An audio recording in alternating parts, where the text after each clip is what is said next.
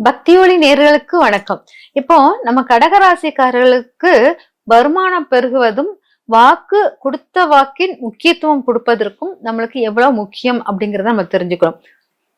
அதாவது கடகராசிக்காரர்கள் என்னன்னா, ரொம்ப ரொம்ப என்னதான் பேச்சில் ரொம்ப கம்பீரம் இருக்கும். ரொம்ப ஒரு எல்லாரையும் கண்ட்ரோல்ல இருக்கிற மாதிரி எடுத்து கொண்டு வருவாங்க. அந்த கண்ட்ரோல் அவங்களுடைய பேச்சு தான் குடும்பமும் கேட்கும், மத்தவங்களும் கேட்பாங்க. அந்த மாதிரி கடகராசிக்காரர்கள் இருப்பாங்க.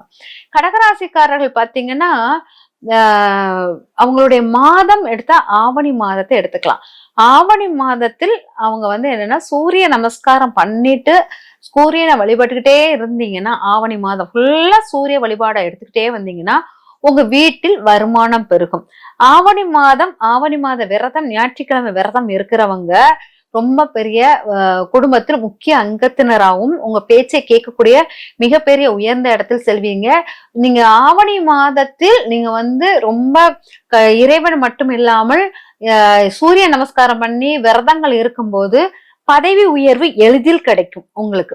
அதனால நீங்க முக்கியமா பண்ண வேண்டியது கடகராசிக்காரர்கள் ஆவணி மாதத்தை இறுக்கமாக பிடித்துக் கொள்ளுங்கள். இந்த ஆவணி மாதத்தில் சூரிய நமஸ்காரம் மட்டும் இல்லாமல் கோயில்ங்கிறது சிவ வழிபாடு அப்படிங்கிற சிவன் மட்டும் இருக்கிற கோயிலுக்கு போவது, அதே மாதிரி நடராஜர் கோயிலை அடிக்கடி தரிசனம் பண்ணுவது, அப்புறம் நீங்க உங்க கையால அதிகமாக இந்த ஹார்ட்ங்கிற மாதிரி இந்த இதயம் வரைஞ்சி போட்டுக்கிட்டே இருந்தீங்கனாலும் உங்களுக்கு இதய வலிமை கூடும் அப்படிங்கிறதும் எடுத்துக்கலாம்.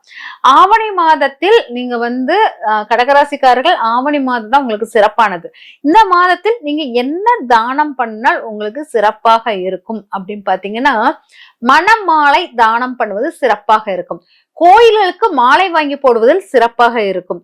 கோயில்களுக்கு மாலை வாங்க போடுறது, அது கல்யாணம் ஆகக்கூடிய பெண்களுக்கு, அது ஆண் பெண்ணுக்கு மாலை வாங்கி கொடுக்கிறது, இந்த மாதிரி மணமாலையை வாங்கி கொடுப்பது உங்களுக்கு சிறந்த மாற்றத்தை கொடுக்கும் அப்படிங்கிறத எடுத்துக்கலாம். அது போக கண்கள் அப்படிங்கிறது, கண் ஆபரேஷன் யாருக்காச்சும் பண்ணணும்னா இந்த மாதத்தை நீங்க உங்களுக்கு உங்க கண் ஆபரேஷன் பண்ணதுக்கான செலவுகள் நீங்க எடுத்துக்கிட்டீங்கன்னா அதுவும் உங்களுக்கு வருமானத்தை பெருக்கக்கூடியதாக இருக்கும் அப்படிங்கிறத எடுத்துக்கலாம்.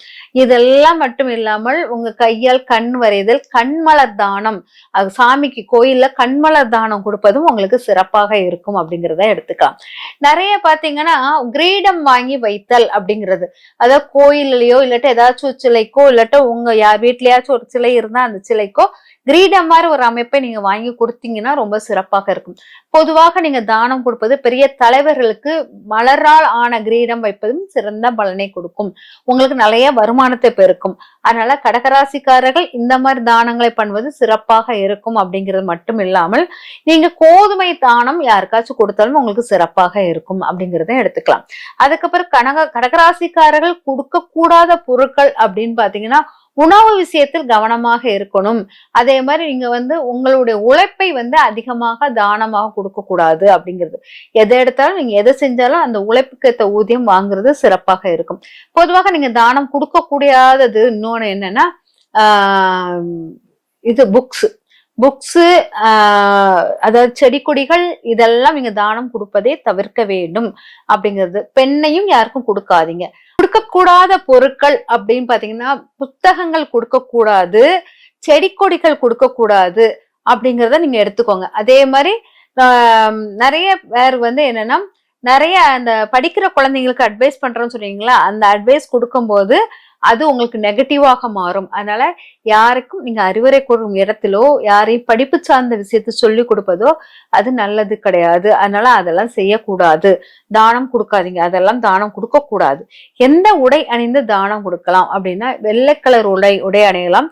ஸ்கை ப்ளூ அப்படிம்பாங்க, நீல வண்ணம் அப்படிங்கிறது, அந்த வண்ணம் உடை அணிந்தும் தானம் கொடுக்கலாம் அப்படிங்கிறத எடுத்துக்கலாம். அதே போல் எந்த கிழமையில் நீங்க தானம் கொடுக்கலாம். செவ்வாய்க்கிழமை தானம் கொடுக்கலாம், வெள்ளிக்கிழமை தானம் கொடுக்க கூடாது. அதுக்கப்புறம் ஞாயிற்றுக்கிழமை கண்டிப்பாக தானம் கொடுக்கலாம், வியாழக்கிழமை தானம் கொடுக்கலாம். அப்புறம் எந்த நேரம் தானம் கொடுப்பது, பொதுவாக நீங்க இந்த தானம் கொடுக்கக்கூடிய நேரம் அப்படின்னு எடுத்தீங்கன்னா சூரிய உதயத்தில் தானம் கொடுப்பது சிறப்பாக இருக்கும். ஆனா சூரிய உதயமாகும் போது தானம் கொடுங்க அப்படிங்கிறது இருக்கும். தானம் கொடுத்த பிறகு செய்யக்கூடாதது அப்படின்னு பாத்தீங்கன்னா, தானம் கொடுத்த பிறகு செய்யக்கூடாதது மத்தவங்களுக்கு இப்போ நம்ம அத புக்ஸ வந்து எட்டி உதைத்தல், அதுக்கப்புறம் மத்தவங்களுடைய பேச்சுக்களை வந்து காது கொடுத்து கேட்கிறது, புறம் பேசுதலை கேட்கிறது. புறம் பேசல் கூடாது. ஆனா புறம் பேசுவதை காது கொடுத்து கேட்பது அது கூடாது. அதுக்கப்புறம் பாத்தீங்கன்னா நரம்புகள் சார்ந்த விஷயங்கள், உணவு அதெல்லாம் எடுக்கக்கூடாது. பச்சை காய்கறி பச்சை கீரைகள் இதெல்லாம் உட்கொள்ளக்கூடாது அப்படிங்கிறது தானம் செய்த பிறகு அப்படிங்கிறது. அதுக்கப்புறம் பாத்தீங்கன்னா செய்யக்கூடாத விஷயங்கள் இதெல்லாம் அப்படி தானம் செய்த பிறகு நீங்க செய்யக்கூடாது. எப்பவுமே இந்த சின்ன பிள்ளைத்தனமான செயல்கள், விளையாட்டு கிண்டல்கள்லாம் இருக்கு இல்லையா, அதெல்லாம் நீங்க தானம் கொடுத்த பிறகு செய்யக்கூடாது. செஞ்சீங்கன்னா அதுவும் உங்களுக்கு நெகட்டிவாக மாறும் அப்படிங்கிறது. இந்த மாதிரி ஒவ்வொரு விஷயமும் நம்ம செய்யற ஒவ்வொரு விஷயங்களும் நேரம் பார்த்து நாள் பார்த்து கரெக்டா தானங்கள் பண்ணி மத்தவங்களுக்காக நம்ம வந்து கொஞ்சம் ரிஸ்க் எடுத்து செய்யற விஷயங்கள் நம்மளுக்கு மிகுந்த வெற்றியை கொடுக்கும். பொதுவாக நீங்க என்னன்னா உங்களை சுத்திய இருக்கிற நண்பர்கள் ரொம்ப அறிவாளியா இருப்பாங்க, ரொம்ப புத்திசாலியா இருப்பாங்க, படிக்கிறவங்களா இருப்பாங்க. ஆனால் அவங்களுடைய வேல்யூ உங்களுக்கு தெரியாது, இல்லாட்ட உங்களுடைய வேல்யூ அவங்களுக்கு தெரியாது. அதனால் நிறைய வந்து மிஸ் அண்டர்ஸ்டாண்டிங் ஆகிக்கிட்டே இருக்கும். அதனால் அந்த மாதிரி நண்பர்களிடம் கொஞ்சம் கவனமாக இருந்து அவங்களுக்கு எந்த பொருளும் தானம் செய்யாதீங்க. நீங்க தானம் செய்ய வேண்டிய நபர் அப்படின்னு பாத்தீங்கன்னா, நீங்க தானம் செய்ய வேண்டியது மேல் அதிகாரிகள். உங்களுடைய மேல் அதிகாரிகளுக்கு ஏதாச்சும் வாங்கி கொடுக்கறது, அந்த மாதிரி பண்ணுவது சிறப்பாக. உங்களுடைய உயர்வான இடத்தில் ஒரு பொசிஷன்ல இருக்கிறாங்க இல்லையா, அவங்களுக்கு நீங்க தானம் கொடுக்கணும் அப்படிங்கிறது. அதே சமயம் வந்து யார் எந்த கோயில் முன்னால் வச்சு கொடுக்கணும்னா நடராஜர் கோயிலாக இருக்கணும். அந்த கோயில் முன்னால் கொடுப்பது சிறப்பாக இருக்கும்.